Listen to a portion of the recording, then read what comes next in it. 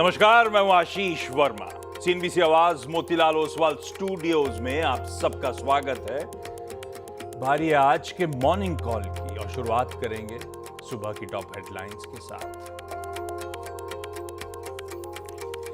Iran Israel जंग में US की एंट्री से वेस्ट एशिया में तनाव और बढ़ा। ईरान के 3 परमाणु ठिकानों पर अमेरिका ने गिराए बम। ईरान की संसद ने हॉर्मुज स्ट्रेट बंद करने का लिया फैसला। अमेरिका ने गंभीर परिणाम भुगतने की दी चेतावनी। ईरान के स्ट्रेट ऑफ हॉर्मुज बंद होने की आशंका से क्रूड में उबाल। भाव करीब 3% चढ़कर $79 के पार। स्ट्रेट ऑफ हॉर्मुज से होता है दुनिया का 30% क्रूड का ट्रांसपोर्टेशन। पेट्रोलियम मंत्री हरदीप पुरी बोले, भारत के लिए टेंशन की बात नहीं, हमारे पास कई हफ्तों का स्टॉक। ईरान पर अमेरिका के हमले से ग्लोबल बाजारों में दबाव। गिफ्ट निफ्टी 130 पॉइंट नीचे। डाउ फ्यूचर्स में भी गिरावट। एशिया भी कमजोर। शुक्रवार को मिक्स्ड रहे थे यूएस के इंडिसेस। उधर एफआईएस की कैश और वायदा दोनों में खरीदारी। लॉन्ग शॉर्ट रेशियो में भी सुधार।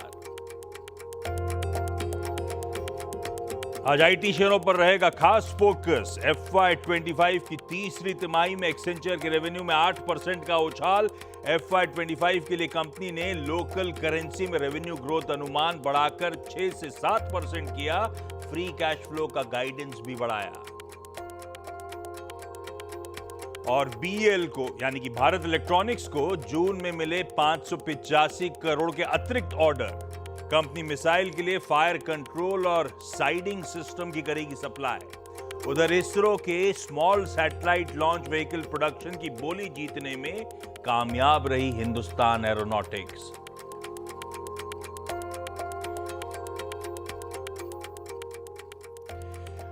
फ्राइडे को सबकी खरीदारी मूड बढ़िया इसीलिए था क्योंकि ट्रम्प साहब बोले थे 2 हफ्ते कुछ नहीं करूंगा। आता हूं मार्केट्स पे, तस्वीर पूरी बदल चुकी है। खैर, सोमवार की सुबह है एक नए हफ्ते की और एक वैसे ही इंटरेस्टिंग हफ्ते की शुरुआत होने वाली थी और ऊपर से ऐड कर दिया है वीकेंड के सारे डेवलपमेंट्स ने और तड़का। तो और अहमियत समझिए इस हफ्ते की। ये है आखिरी फुल फ्लेज्ड वीक इस महीने जून का।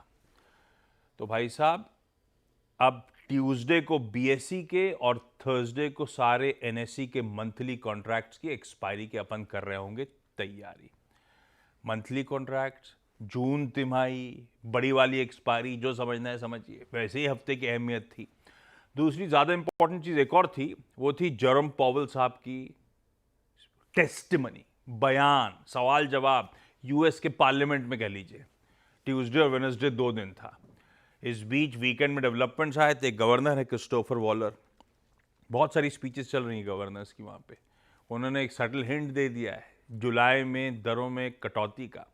तो ऐसे में पावेल साहब की टेस्टिमनी, वो क्यूएनए और अहमियत रखता है। खैर, ये 2 चीज़ें ज़्यादा इंपॉर्टेंट, बाकी जैसे जैसे हफ्ता प्रोग्रेस करेगा अपन चर्चा करते रहेंगे। हाँ, इसमें जोड़ लीजिए मिडिल ईस्ट में या कह लीजिए वेस्ट एशिया में जो क्राइसिस अब और बढ़ता चले जा रहा है। वीकेंड के तमाम डेवलपमेंट्स प्रोड्यूसर साहब ने हेडलाइन में ब्यूटीफुली मेंशन कर ही रखे। मार्केट्स की फ्राइडे की चाल, पिछले हफ्ते की कहानी, वो सब बाद में। पहले एक काम करा जाए, आप सब भी जानना चाहोगे, अपफ्रंट दिखाता हूं दुनिया का मूड कैसा है उन सब डेवलपमेंट्स के बीच में। गिफ्ट निफ्टी कह रहा है आधे % के दबाव के साथ हम आज कामकाज की शुरुआत करते हुए नजर आएंगे। 125-150 पॉइंट गैप डाउन शुरुआत होगी। एशियन मार्केट्स का मूड सुबह सुबह स्क्रीन पर रख दीजिएगा। हमारे एशियन पियर्स, स्टिंग भी चला दीजिए, सॉरी भूल गया था मैं। एशियाई पियर्स जैसा देश जैसे गिफ्ट निफ्टी संकेत दे रहा है, वैसी एशिया का हाल है भाई। डिटोरिएट तो हुई है जियोपॉलिटिकल सिचुएशन, उसी का खामियाजा। अरे यार, चाइना के मार्केट अभी खुले नहीं है डॉक्टर साहब, थोड़ा सब रखा करो आप थोड़ा सा। बाकी जो खुले वो पेन में, दबाव में। हुआ क्या, फ्राइडे को हम क्लोज हुए थे तो उस समय यूएस के फ्यूचर्स 1/4% दबाव में थे। एक्चुअल सेशन में भी फ्लैट से आधा % दबाव था। छोड़िए वो इंपॉर्टेंट नहीं है। आज सुबह की तस्वीर बदल रही है। यूएस के फ्यूचर्स आधे % दबाव में है। क्रूड जो हमने 77.3 पे छोड़ा था फ्राइडे को 3:30 बजे, वो खड़ा हुआ है 79 के आसपास। क्रूड पे नजर रखनी है। तो मैं इसके आगे मैं नहीं जाता हूं, ये सब इंपॉर्टेंट क्यूज थे जो अपन ने मेंशन कर दिए। अब पूरी डिटेल समझ लेते हैं, फ्राइडे बाजार बंद होने के बाद कहानी क्या थी और फ्रेश डेवलपमेंट्स हैं क्या। हरमाज के पास चला जाए। हरमाज, हॉर्मूज में क्या हो गया? गुड मॉर्निंग आशीष। ईरान की संसद ने बंद करने का निर्णय तो लिया है, मगर उसका जो फाइनल अप्रूवल है वो देश की सिक्योरिटी काउंसिल लेगी। अभी तो बंद अब नहीं तक हुआ। बंद नहीं हुआ है अभी तक। जब तक जो इमेजेस निकल कर आ रही है वहाँ से अभी भी शिप्स जो है वहाँ शिप्स का आवागमन तो जारी है। लेकिन जिस तरह से बाजार का रिएक्शन है, डाउ फ्यूचर्स अभी भी 150 अंक ही नीचे है, तो ये दर्शाता पैनिक नहीं है, ठीक है कि आप जब नैरेटिव, ज़मीनी हकीकत को छोड़कर जब नैरेटिव पे ज़्यादा भरोसा करते हैं तब इस तरह का रिएक्शन होता है। क्योंकि आप पिछले हफ्ते इसलिए नहीं गिरे क्योंकि डोनाल्ड ट्रंप ने कहा था कि मैं करूंगा या शायद नहीं करूंगा। अब आप इसलिए नहीं गिर रहे हैं, उतना नहीं गिर रहे हैं जितने गिरने चाहिए, क्योंकि हालात तो बिगड़े हैं। और अब ये कह रहे क्योंकि वहाँ की एडमिनिस्ट्रेशन ने ये कहा है कि भाई फिलहाल के लिए हमारा और कोई हमला करने का इरादा नहीं है यूएस के एडमिनिस्ट्रेशन का, जब तक ईरान कोई जवाबी कार्रवाई नहीं करता। अब ईरान ने तो कह दिया है कि भाई हम जवाबी कार्रवाई तो करेंगे, मगर वो हमारे वक्त के हिसाब से और हमारी लोकेशन के हिसाब से हम करेंगे, हमारी मर्ज़ी से। ये ईरान का था जवाब। लेकिन कल जो हुआ वो 3 न्यूक्लियर जो साइट्स है वहाँ पर यूएस ने हमला किया। और जेडी वैंस ने कल इंटरव्यू में ये कहा भी कि हमने किसी भी सैन्य ठिकाने पर या रिहायशी इलाके पर हमला नहीं किया, सिर्फ न्यूक्लियर ठिकानों पर हमला किया। हमारी जंग ईरान से नहीं है, हमारी जंग ईरान के न्यूक्लियर प्रोग्राम से है। ये जेडी वैंस का बयान था। और तीनों जो है न्यूक्लियर एनरिचमेंट जो फैसिलिटीज़ है वो पूरी तरह से बर्बाद कर दी गई है, जो चाहे वो फोर्डो हो, नाटान्स हो या इस्फहान हो। डोनाल्ड ट्रंप के मुताबिक तो तीनों तबाह कर दी गई है, मगर अब तक उसकी जो है स्वतंत्र तौर पर उस तरह से कोई पुष्टि नहीं हुई है। जबकि IAEA ने ये कहा है कि जो इस्फहान की जो साइट है वहाँ पर भारी नुकसान पहुँचा है, लेकिन बाकी की 2 फैसिलिटीज़ को कितना नुकसान पहुँचा है ये अब तक किसी को जानकारी उतनी है नहीं। तो अब जाकर के मामला ये आया है कि स्ट्रेट ऑफ हॉर्मुज इंपॉर्टेंट इसलिए है क्योंकि 20% तेल का जो आवागमन है वो वहाँ से होकर गुजरता है, 20 मिलियन बैरल प्रतिदिन। तो ये इसलिए इंपॉर्टेंट है। यूएस ने चीन से भी अपील की है कि वो ईरान से बात करे, क्योंकि चीन जो है ईरान का सबसे बड़ा कंज्यूमर है तेल का, कि वो स्ट्रेट ऑफ हॉर्मुज बंद ना करे। तो ये एक बात थी। और पिछले महीने ईरान ने लगभग 2 मिलियन बैरल प्रतिदिन का एक्सपोर्ट किया था तेल का, जो कि मेजॉरिटी चीन को ही किया था। तो इस वजह से तेल की कीमतों में उछाल उतना नहीं आया, क्योंकि जब शुरुआती ट्रेड में तो ब्रेंट $81 के पार निकल गया था, लेकिन अब फिर से जो है $78-69 के आसपास ही आ गया है। क्योंकि अब तक यही बात है कि ओपेक ये कहता आ रहा है कि हमारे पास काफ़ी सप्लाई है, अगर ईरान से कोई सप्लाई डिसरप्शन आया भी तो हमारे पास काफ़ी सप्लाई है। इसको ऑफसेट करने के लिए काफ़ी सारे आइडल हमारे रिग्स है, आइडल कैपेसिटी है, उसे फिर से काम पर लगाया जा सकता है बैरल्स को ऑफसेट करने के लिए। तो इस वजह से बढ़त तो है, मगर हायर लेवल्स पर अभी भी जो है तेल उतना उछल नहीं रहा है। मगर JP मॉर्गन, गोल्डमैन सैक्स ने तो ये चेतावनी दी है कि अगर ये मामला और बढ़ा तो $100 के पार जा सकता है तेल। मगर JP मॉर्गन ने ये फ्लिप साइड पे कहा है कि स्ट्रेट ऑफ हॉर्मुज को बंद करने की प्रोबेबिलिटी जो है वो कम है, क्योंकि ये अगर ऐसा हो, क्योंकि यूएस जो है इसे एक एक्ट ऑफ वॉर समझ सकता है, तो मामला उस वजह से और बिगड़ सकता है। और जेडी वैंस ने कल ये कहा भी कि अगर ईरान ने ऐसा कोई कदम उठाया तो ये उनके लिए एक आर्थिक खुदकुशी होगी, यानी कि इकोनॉमिक सुसाइड होगा। तो ये एक बात थी। मगर ये जो कदम उठाए हैं डोनाल्ड ट्रंप ने, इस वजह से जो है उनके अपने पार्टी में थोड़ी सी जो है डिवीजन हो चुकी है। काफ़ी सारे रिपब्लिकन्स ने इसका समर्थन तो किया है, मगर कुछ ऐसे भी है जिन्होंने इसका समर्थन नहीं किया है। और काफ़ी सारे लोगों ने कहा है कि उन्होंने अपने संवैधानिक अधिकारों का फिर से उल्लंघन किया है, और कांग्रेस में अब ये वोट किया जाए कि उनके पावर्स को कर्टेल किया जाए, ये एक बात है। तो इस वजह से बाजार में कोई बड़ा रिएक्शन नहीं है, ना गोल्ड में है ना डॉलर में है, सदा हुआ रिएक्शन है, कोई ऐसा बड़ा रिएक्शन नहीं है। तो पावेल की टेस्टिमनी जैसे आपने कहा, ये एक बड़ा ट्रिगर होगा, और PCE का इन्फ्लेशन होगा, मगर ये फिलहाल के लिए एक बड़ा ट्रिगर बना हुआ है। लीजिए भाई साहब, बात सदा हुआ, कोई बहुत ज़्यादा पैनिक नहीं, कंसर्निंग सिचुएशन हो सकती है, दिक्कत नहीं। 2 चीज़ें और हैं।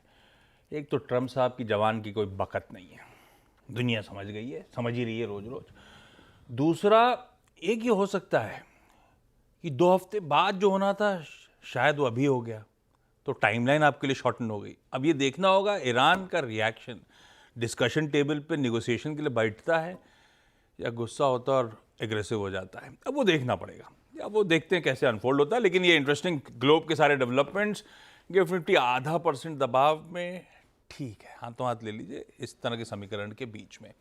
स्ट्रेट ऑफ हॉर्मास पे नजर रहेगी, अभी बंद नहीं हुआ है, पर बहुत इंपॉर्टेंट है। दुनिया का 20 से 25% तेल और 30% ग्लोबल एलएनजी का ट्रेड उसी स्ट्रेट से होता है, इसीलिए उसकी अहमियत बहुत ज्यादा है। खैर,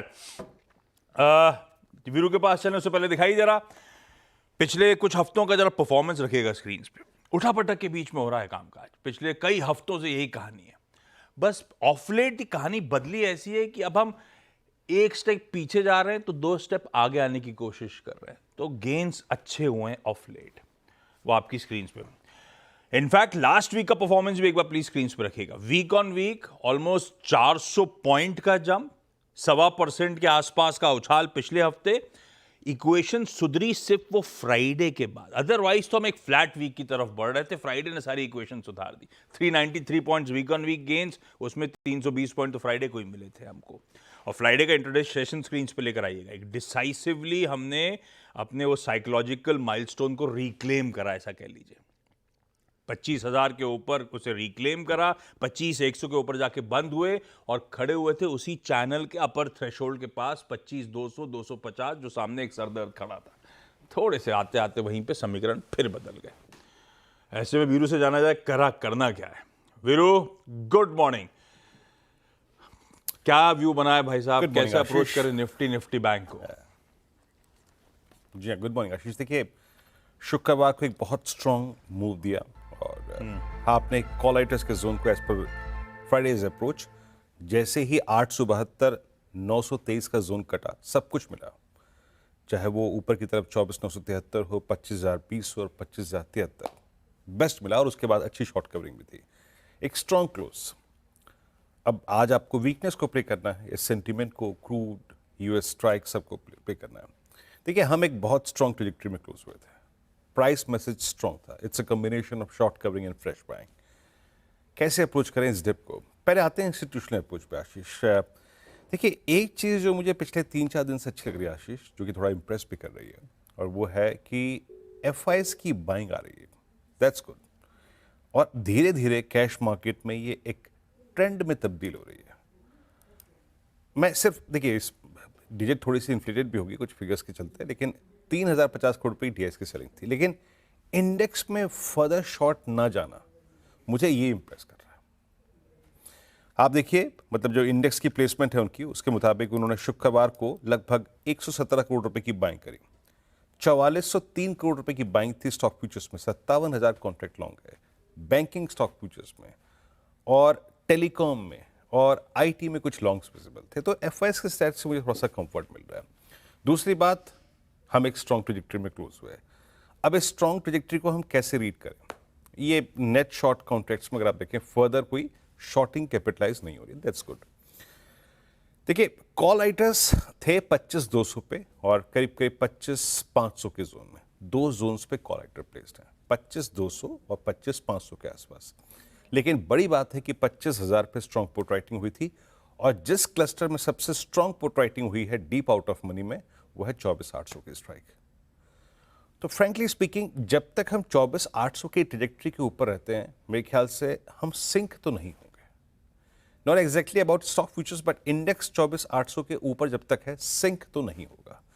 वीकनेस सिर्फ इसके नीचे आएगी आशीष। तो मैं कैसे अप्रोच करूंगा? आप जरा पिरामिड्स को देखिए। 25,000 पे स्ट्रॉन्ग पुट राइटिंग हुई थी। लेवल्स लिखे आइए स्क्रीन पे प्लीज। देखिए, कूदते तो खैर बाजार खुलते साथ कूदना तो है नहीं कि फटाफट कोई ट्रेड जोड़ लिया, ऐसा तो नहीं है, लेकिन मैं जब तक मेरा बेस 2 है ना स्क्रीन पे, मैं शॉर्टिंग की अप्रोच तो नहीं दूंगा। एंड फर्दर, जब आपका इन्फ्लेटेड या फिर जो गिफ्टेड जो होता है ना, आई मीन गैप डाउन, मैं उस पर कभी शॉर्ट नहीं करता आशीष। हम अपनी वीकनेस पे शॉर्ट करेंगे, लेकिन नहीं, ऐसा नहीं। 957, 25,010 को थोड़ा सा मैनेज कीजिएगा। लेकिन अगर बेस 2 भी सिक्योर रहता है तो याद रखिएगा, मैं बायर होऊंगा, डिप्स को बाय करूंगा। I will consider that dip as a control dip. Only below 838 और करीब करीब 773 चीजें इंट्राडे में भी और पोजिशनली भी खराब हो जाएंगे। अगर ये लेवल टूटता है तो अगेन, आई मीन 24,661, 24,560 की ट्रेजेक्टरी खुल जाएगी ट्रेड अकॉर्डिंगली। लेकिन मैं उसे भी नंबर से मेंशन नहीं कर रहा हूं। जब तक बेस 2 है, बेस 1 है, Nifty holds possibility of reversal trade. और ऊपर कहाँ तक मैक्सिमम, अभी कहाँ जो टफ रेजिस्टेंस है वो है RS1। क्या है वो? कॉल राइटर्स का जोन 25,119, 25,153, और ये बाइसेक्ट होता है तो 210, 243 खुल जाएगा। सो मैं बेस 2 को रेस्पेक्ट दूंगा। सेम केस निफ्टी बैंक, एक स्ट्रॉन्ग क्लोज था, आपने 56,000 के मंथली कॉल राइटर्स के जोन के ऊपर बाइसेक्ट करके क्लोज दिया। ऑल दो एक बात मैं कह रहा हूं, हाँ क्रूड का बहुत तेज होना ये बैंकिंग के पक्ष में नहीं है, बट स्टिल हम स्टैट्स को रिस्पेक्ट करेंगे। आशीष 56,000 पे अब पुट राइटिंग है और 56,500 पे और 57,000 पे कॉल राइटिंग है। 56,000 की पुट ओवरटेक कर चुकी है आउटस्टैंडिंग वाइज 56,000 के कॉल राइटर्स का। लेके आइए लेवल्स 56,000 बेस 1, प्लीज उसको जरा रीड कीजिएगा, उसको महसूस कीजिएगा। ओपनिंग के बाद कैसे निफ्टी बिहेव कर रहा है यहाँ पर 56,000, 55,810, 641, अगर इस ट्रेजेक्ट्री को होल्ड कर रहा है तो एक रिवर्सल ट्रेड की अपेक्षा मैं निफ्टी बैंक में करता हूं। Only if you violate Nifty bank base 1, in that case long trade को अटेम्प्ट मत कीजिएगा। इन दैट केस जो क्रूड का की जो स्ट्रेंथ है वो आपको वो ट्रेड लेने नहीं देगी। But if base 1 holds, a pull back trade towards RS1 looks possible. Ashish, तो मैं दोनों ही इंडिसेस पे स्पेशली निफ्टी पर 24,800 तक एक कंस्ट्रक्टिव व्यू रखता हूं, जो कि एक रिवर्सल में तब्दील हो सकता है। आशीष बिल्कुल ठीक। निफ्टी बैंक का अप्रोच आपकी स्क्रीन पे। सीधे चलें, बढ़िया से 2 ट्रेडिंग बेट्स आज के मंडे के दिन के लिए लिए जाएं। लखनऊ से manasjaiswal.com के श्री मानस जायसवाल साहब जुड़ते हुए। मानस जी, गुड मॉर्निंग। आज के 2 प्रिफर्ड आइडिया सर। तो देखिए, गुड मॉर्निंग आशीष जी। तो सबसे पहले तो बीएल में खरीदारी करनी है, क्योंकि यहाँ पर हायर टॉप्स हायर बॉटम्स के साथ लास्ट सेशन में ब्रेकआउट देखने को मिला, काफी बढ़िया वॉल्यूम्स थे। तो बीएल में खरीदारी करेंगे, स्टॉप लॉस लगाएंगे 399 का। स्टॉप लॉस बढ़ेगा क्योंकि मॉर्निंग में वोलेटिलिटी ज्यादा देखने को मिल सकती है। तो 399 की स्टॉप लॉस से खरीदारी करेंगे, 425 तक के टारगेट्स पॉसिबल है। और जो दूसरा स्टॉक है वो इंडस स्टार का है। यहाँ पर भी मैंने रिकमेंडेशन लास्ट सेशन में दिया था। जो एक कंसोलिडेशन रेंज थी उसके अपर बैंड को ब्रेक किया है, काफी बढ़िया वॉल्यूम देखने को मिले हैं। तो इंडस स्टार में भी खरीदारी करेंगे, 397 का स्टॉप लॉस लगा लेंगे, 415 के टारगेट्स पॉसिबल है। लीजिए भाई साहब, 2 बढ़िया बाय आइडियाज हैं। डिफेंस वैसे भी रडार पे, उसमें बीएल का तड़का जोड़ दीजिए। प्रिफर्ड पिक है 399 के स्टॉप के साथ, और दूसरा इंडस स्टार्स मानस को पसंद आ रहा है। मानस, थैंक यू सो मच। मानस अब 8 बजे के पैनल में होंगे और बातचीत हो रही होगी। क्विकली आज के स्टॉक्स न्यूज की तरफ बढ़ा जाए। कंचन, गुड मॉर्निंग, बताएं। मॉर्निंग, शुरुआत कर लेते हैं। सबसे पहले देखो, जिस तरीके से हमें वेस्ट एशिया में क्रूड के प्राइस में वॉलेटिलिटी देखने को मिल रही है, उसके चलते ONGC, जितने भी OMCs हैं, पेंट शेयर्स हैं और जितने भी एविएशन स्टॉक है वो रडार पे रहेंगे। बिकॉज ब्रेंट का जो भाव है उसमें हमें करीब करीब 3% का उछाल देखने को मिला है। $79 पर बैरल तक ही जाता हुआ दिखाई दिया है। और ईरान की तरफ से ये भी आ गया है कि जो स्ट्रेट ऑफ हॉर्मज है उसमें भी हमें एक बंद होता हुआ दिखाई देगा, जिसके चलते OMCs और बाकी के शेयर्स जो हैं वो आज रडार पे रहेंगे। अडानी पोर्ट्स आज फोकस में, बिकॉज दानिश शिपिंग ने हाइफा पोर्ट में जो कामकाज है उसको टेम्परेरी जो है वो सस्पेंड कर दिया है, उस लिहाज से अडानी पोर्ट्स। इसके अलावा BL, बिकॉज कंपनी को लगभग करीब करीब 585 करोड़ का एक बड़ा ऑर्डर मिला है। बेसिकली जो ऑर्डर है मिसाइल के फायर कंट्रोल साइटिंग सिस्टम जो कंपनी है अब सप्लाई करने वाली है। हिंदुस्तान एरोनॉटिक्स आज आपके रडार पे रहना चाहिए, बिकॉज इसरो के स्मॉल सैटेलाइट लॉन्च व्हीकल के लिए के प्रोडक्शन के लिए बेसिकली कंपनी ने जो है वो बोली जीत ली है।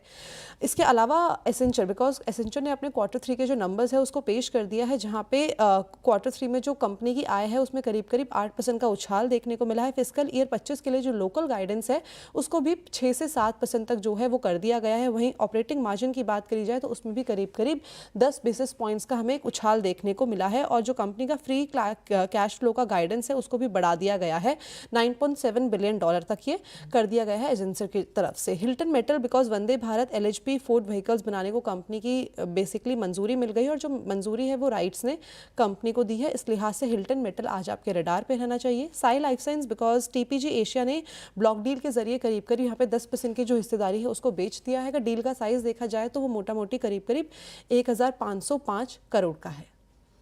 ओके, अच्छा, एक्सेंचर नंबर्स अच्छे हैं, कोई शक नहीं है। क्वार्टर परफॉर्मेंस जो एक्सपेक्टेशन था उससे बेहतर था। गाइडेंस जो बढ़ाई है, दरअसल गाइडेंस का जो बैंड था उसका लोअर एंड ऊपर कर दिया, तो हाँ बढ़ाई क्या वो और क्लैरिटी आ रही क्योंकि साल खत्म हो रहा है। एक्सेंचर का स्टॉक लेकिन इंट्राडे में 11% गिरा, 7% दबाव के साथ बंद हुआ, ये ध्यान रखिएगा, क्योंकि नंबर से ज़्यादा इंपॉर्टेंट है आउटलुक।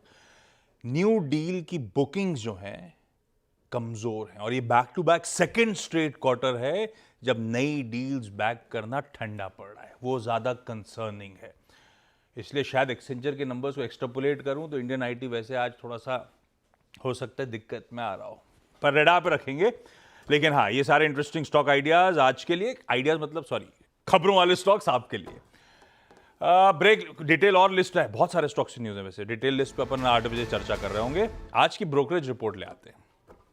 अच्छा, एक मिनट, पॉलीकैब का स्टॉक दिखाइएगा, पता नहीं ग्राफिक रेडी हुए नहीं हुए, क्योंकि थोड़ी देर पहले ही भेजा है। जेफरीज की रिपोर्ट है, अरे वाह, प्रोड्यूसर साहब ने बना भी दिए खटाखट। पॉलीकैब पे जेफरीज कह रहा है मेंटेन बाय, कितने पे? 6000 पे। पहले इन्होंने दिया था 7050 का लक्ष्य, बढ़ा के कर दिया 7150 का टारगेट। FY25 में 1% और मार्केट शेयर गेन करा इसने ऑर्गेनाइज्ड केबल्स और वायर्स सेगमेंट में। अब 26 से 27% इसका मार्केट शेयर पहुंच गया है। बहुत टाइमली केपेक्स करा है, जिससे इनका कहना है आगे 26% सेल्स की सालाना बढ़त, CAGR ग्रोथ देखने को मिलेगी। FMEG सेगमेंट जो है प्रॉफिटेबल है 10 तिमाहियों के बाद, मतलब मुनाफे में आ गया है। तो ये सब पॉजिटिव हैं, इसके चलते ये लोग कह रहे हैं FY25 से 28 का EPS हम एस्टिमेट कर रहे हैं कि 26% से दर से बढ़ रहा होगा। स्ट्रॉन्ग ऑर्डर बुक है, FMEG के मार्जिन सपोर्टिव हो रहे होंगे, तो जेफरीज के लिए काफ़ी सारी टेलविंड्स, सॉरी पॉलीकैब के लिए बहुत सारी टेलविंड जेफरीज को नजर आती है। भाई इस नोट पर एक ब्रेक ले लेते हैं, ब्रेक के उस पर आपको नजर एक और चीज आएगी। कुंवर जी ग्रुप के रवि देओरा साहब, डॉक्टर देओरा रेडी हैं आज की बेहतरीन कमोडिटी कॉल्स के साथ। रवि जी गुड मॉर्निंग, आ रहा हूं आपके पास, और ब्रेक के उस पर अपना इवेंट्स कैलेंडर भी लेकर आऊंगा।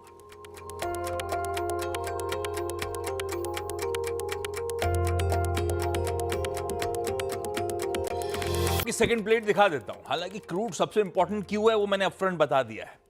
बॉन्ड यील्ड जस की तस, डॉलर इंडेक्स इंच अप करके वापस वो 100 के थ्रेशोल्ड के करीब आता हुआ। कच्चा तेल बढ़ ही गया, लेकिन ठीक है, कोई ज्यादा पैनिक नहीं है। पिछली बार का जो बैंड था उसके टॉप मोस्ट बैंड लेवल के आसपास है, वहीं 79 से कूल ऑफ हुआ था। इस बार देखना होगा वो 80 के साइकोलॉजिकल बैरियर के ऊपर जा रहा है कि नहीं जा रहा, अपन नजर रखेंगे उस पर। बाकी स्क्यूज आपकी स्क्रीन में एक क्यों नीचे चले जा रहा है, ये क्रूड के उछाल से अपना कितनी दिक्कत आएगी, पेट्रोलियम मिनिस्टर हरदीप सिंह पुरी के बयान। तो बहुत ज़्यादा असर नहीं पड़ेगा, रिजर्व हैं, ऐसा तो हरमास बता ही रहे थे अभी थोड़ी देर पहले। एक चीज़ उन्होंने और कही थी कि अब हमने बहुत डाइवर्सिफाई कर लिया अपने प्रोक्योरमेंट को, तो शायद इतना खामियाजा हमें भुगतना ना पड़े जितना स्ट्रीट कंसर्न है। खैर, आज के commodity calls, Ravi ji good morning, कहाँ पैसा लगाना है भाई साहब? Good morning. आज जैसे देखे तो आप सुबह से एक ही चीज चल रहे हैं, पर्टिकुलर कल से वैसे तो पर्टिकुलर मार्केट का फोकस यही है। हालांकि गल्फ ऑफ हॉर्मुज का एक इश्यू क्या है, आप जो बता रहे थे, राइटली पॉइंट आउट कर रहे थे, बट इसको बंद करना, इसका सबसे ज्यादा नुकसान होगा वो ईरान के जो मित्र देश है, साथी देश है, उसको कंपेरेटिव ज्यादा लॉस होगा, क्योंकि एशियन बायर्स है, पर्टिकुलर चाइना या इंडिया, साथ में साउथ कोरिया, जापान, ये चारों की जो टोटल 84% सप्लाई है क्रूड की, ये एंड नेचुरल गैस के 83% सप्लाई, वो यही स्ट्रेट ऑफ हॉर्मज से आते हैं। तो इस हिसाब से मुझे लग रहा है कि इतना ज्यादा वो ईरान टाइम ले रहा है कि ये बंद करेगा, तो आई थिंक उसके सबसे ज्यादा लॉस यही 4 कंट्री को होगा। तो इस हिसाब से मुझे लग रहा है कि ये नेगोशिएबल है, एंड इसमें शायद जो मीन्स के वो बंद करे या जो उसमें कुछ मीन्स के प्रेशर लाए, उसमें ज्यादातर वेस्ट रीजन हो सकते हैं। ये कुछ एग्जम्पशन के साथ मुझे लग रहा है कि ये क्लोजर होगा, अगर होगा तो इंडिया को ज्यादा चिंता करने की जरूरत नहीं लग रही। बट आज सेंटिमेंटल अपसाइड आज क्रूड एंड नेचुरल गैस में देखा जा सकता है। क्रूड ज्यादा गैप अप दिखा रहा है इंटरनेशनल मार्केट में, फॉलो बाय नेचुरल गैस में अच्छा आ सकता है। तो I think natural gas buy करे। यहाँ भी एक मीन्स के ये एक इश्यू बना हुआ है, 360 के टारगेट के लिए बाय करे, 337 का स्टॉप लॉस लगाए। साथ में जो ये जियोपॉलिटिकल रिस्क है, इससे डॉलर इंडेक्स में काफी बड़ा प्रभाव पड़ा है, एंड काफी अच्छे अपसाइड वहां पे देखने को मिले। तो जब डॉलर बढ़ता है तो अब मेटल्स नहीं चलते, तो आज base metal as well as देखे तो बुलियन में इस हिसाब से अंडर परफॉर्मेंस देखा जा रहा है। रुपए के हिसाब से थोड़ा कंट्रोल डिप होगा, बट आज वीकनेस जरूर से होगी। एल्यूमिनियम सेल करे 248 के करीब, 244 का टारगेट होगा, एंड 250.50 के स्टॉप लॉस के साथ आप एल्यूमिनियम में सेल कर सकते हैं। लीजिए, ब्यूटीफुली एक्सप्लेन्ड। नेचुरल गैस खरीदना है 337 के एसएल के साथ, और एल्यूमिनियम में बिकवाली के मौके 250.5 पे अपना एसएल प्लेस करिएगा। Ravi ji, thank you so much जुड़ने के लिए। आज का क्विकली इवेंट्स कैलेंडर, मंडे का दिन, अच्छा आज अपना जो सेंसेक्स 30 है बदला बदला नजर आएगा। फ्राइडे को एडजस्ट, ये FIDI के आंकड़े जो वीरू ने मेंशन करते, एक चीज ध्यान रखिएगा, उसमें जब आप ग्रॉस नंबर देखेंगे तभी समझ जाएंगे। दो रीबैलेंसिंग इंपॉर्टेंट थी, BSE की मतलब सेंसेक्स वगैरह की, दूसरी तरफ वो फुटसी की, तो इसीलिए वो FIDI के नंबर्स, ग्रॉस नंबर्स तो बहुत बड़े बड़े नंबर आएंगे। FIS के 55,000 करोड़ रुपए के आसपास की, 52,000 करोड़ की बाइंग, 44,000 करोड़ रुपए की बिकवाली, वो इसीलिए क्योंकि रीबैलेंसिंग हो रही थी। खैर, सेंसेक्स 30 अब इन सब के बाद बदला बदला आज अपने को नजर आएंगे। इसके अंदर ट्रेंट और BL पे तो मानस का प्रेफर्ड पिक चल ही रहा है, और नेस्ले और इंडसइंड बैंक बाहर हो चुके होंगे। आदित्य बिरला लाइफस्टाइल ब्रांड्स आज लिस्ट हो जाएगा। डीमर्ज था आदित्य बिरला फैशन रिटेल से, 1:1 का डीमर्जर रेशियो था, तो मिरर कर रहा होगा उसी की शेयर होल्डिंग को। एक्स डिविडेंड स्क्रीन पर आएंगे, उसमें अपने लिए ज्यादा इंपॉर्टेंट HUL हो जाएगा, क्योंकि निफ्टी की कंपनी है, 24 रुपए का एडजस्टमेंट आज प्ले आउट हो रहा होगा HUL में। V Mart retail ex bonus trade कर रहा होगा, हमारा 10:30 बजे फ्लैश PMI आ रहा होगा। मैंने कहा था क्रिस्टोफर वॉलर साहब के इंटरेस्टिंग बयान आया था, जुलाई में फेड कटौती कर सकता है। आज ऐसे ही बोमन, गुल्सबी, कुगलर, विलियम सबकी स्पीचेस लाइंड अप है। कल सुबह जब आ रहा होंगे तो इन सबकी स्पीचेस हमारे पास होंगी, तो कुछ इंटरेस्टिंग हुआ तो उस पर नजर रखेंगे। और एक वो बायपोल मैंने बताया था, इलेक्शंस हुए थे असेंबली के, 5 असेंबली सीट्स के 4 राज्यों में, आज उसके रिजल्ट्स आ रहे होंगे। खैर, जाते जाते गिफ्ट निफ्टी के, ठीक है यार, ये और कूल ऑफ दबाव रिड्यूस ही हो रहा है, थोड़ा बहुत ही सही, लेकिन आधे % से कम दबाव के साथ हम लोग शुरुआत करेंगे। 79 प्लस वाला क्रूड इस समय 78 समथिंग पे ट्रेड कर रहा है। खुलते खुलते स्थिति थोड़ी सी और काबू में आ रही होगी, होपफुली। ब्रेक का समय हो गया, मॉर्निंग कॉल में इतना ही। ब्रेक के उस पार जब लौटेंगे तो आज का सीधा सौदा। नमस्कार।